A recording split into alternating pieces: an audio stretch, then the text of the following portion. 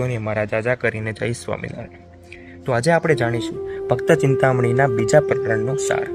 બીજા પ્રકરણમાં સ્વામીએ સંતોનો અપાર મહિમા અને તેમના એક એક ગુણ કહ્યા છે। સંતોના ગુણ ગાતા સ્વામી કહે છે કે સંત સેવ્યા તેને સર્વ સેવ્યા, સેવ્યા શ્રી હરિ ભગવાન। ઋષિ મુનિ સેવ્યા દેવતા, જેને સંત કર્યા રાજી મન। સંતોની સેવા જેવું કાંઈ જ નથી। સંતોના રાજીપામાં જ તે જપ, તપ, વ્રત, તીર્થ, યોગ, યજ્ઞ બધું જ આવી જાય છે। સ્વામીએ તો ત્યાં સુધી કહ્યું કે કામદૂધા કલ્પતરુ પારસ ચિંતામણી ચાર, સંત સમાન એકે નહીં મેં કર્યો એમ વિચાર। સંતોનો મહિમા ગાતા સ્વામીએ અનેક કડીઓ લખી છે। તેમાંની એક કડી સંભળાવું।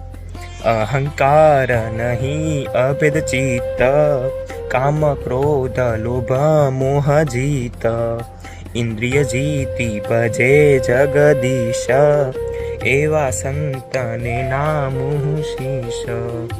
અહંકાર જેમને મૂળ માત્ર નથી અને તેમનું ચિત્ત કોઈ ભેદી શકતું નથી, કામ ક્રોધ લોભ મોહ આદિ વિકાર તેમને અડી શકતા નથી અને ઇન્દ્રિય જીતીને ભગવાનને ભજે છે, એવા સંતને હું શિષ્ય નમાવું છું।